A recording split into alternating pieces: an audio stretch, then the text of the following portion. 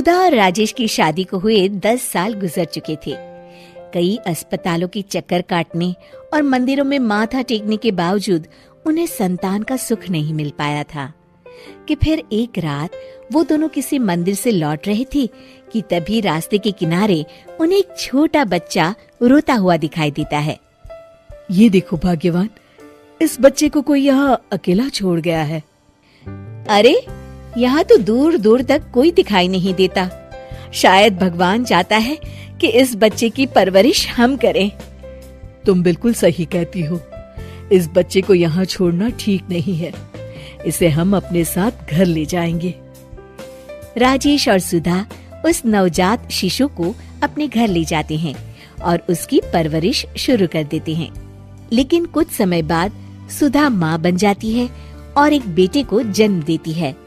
वक्त के साथ साथ दोनों बच्चे बड़े होने लगते हैं, लेकिन सुधा अपनी सारी ममता अपने सगे बेटे राहुल पर लुटाने लगती है।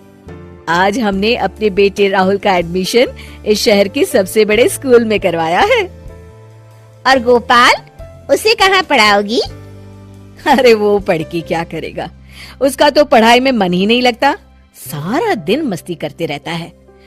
इसका एडमिशन करवा के तो सिर्फ पैसों की बर्बादी ही होगी। इस तरह सुधा गोपाल को पढ़ाती लिखाती नहीं है और गोपाल गैरेज में काम करने जाने लगता है।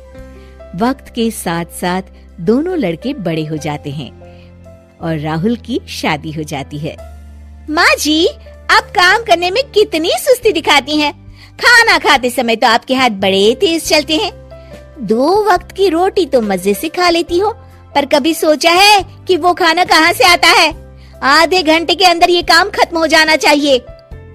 हे भगवान, ये डायन मेरे ही नसीब में लिखी थी। घर के सारे काम मुझसे करवाती है।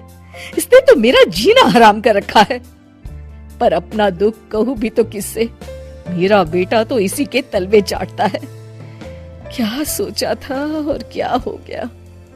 फिर एक दिन, ये लो, हमारी शिमला की टिकट आ गई है। तुम जाने की तैयारी शुरू कर दो। अरे, मैंने तो सारी तैयारी पहले ही कर ली है। अरे बेटा, मैं और तेरे बाबूजी भी कब से वैष्णो देवी जाना चाहते हैं। हमें भी एक बार दर्शन करा ला। अब तो तूने अपने दफ्तर से छुट्टी भी ले ली है। तो हम साथ चलेंगे ना? माँ, तुम मेरी छुट्टियां खराब करना चाहती हो क्या? हाय दिन तो तुम बीमार रहती हो। तुम क्या चाहती हो? तुम्हें अपने साथ ले जाकर मैं एंजॉय करूंगा कि तुम्हें लेकर वहां अस्पतालों के चक्कर लगाता फिरूंगा? ये तू क्या कह रहा है बेटा? भला अपनी माँ से कोई इस तरह बात करता है? अरे वाह माँ जी, उम्र हो चली है और घूमने फिरने का शौक अभी तक गया नहीं। बेकार की बातें करके हमारा मूड खराब मत करिए। चुपचाप घर में पड़ी रहिए और हमारे वापस आने तक घर का ख्याल रखिएगा, समझी?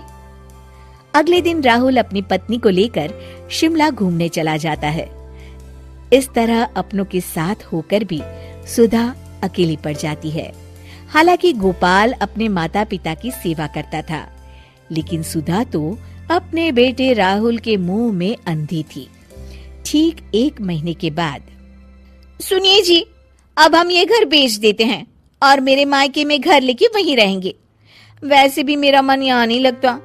मैंने तो आपको हमारी शादी के वक्त ही कह दिया था ना कि मैं ज्यादा दिन यहाँ नहीं रहूंगी। याद है ना आपको? अरे हाँ मेरी जान, मुझे सब याद है। भला आज तक मैंने तुम्हारी कोई बात टाली है? तुम जब कहोगी हम ये घर बेचकर चले जाएंगे। चलो चलो चलो, मुस्कुरा भी दो मेरी जान। आखिरकार वो दिन आ जाता है। हाय राम, ये तू क्या कह रही है बहू? हम दोनों को घर से निकाल रही है? अरे ये मत भूल, हम तेरे सास ससुर हैं। अरे राहुल, तू बहू से कुछ कहता क्यों नहीं? ये क्या कहेंगे? ये घर मेरे नाम है, मैं यहाँ की मालकिन हूँ, जो चाहे वो करूँगी। बेटे के मुंह में यही गलती हर माँ बाप कर बैठते हैं, जो बिना सोचे समझे अपने बच्चों पर भरोसा करके सब कुछ उनके नाम कर देते हैं।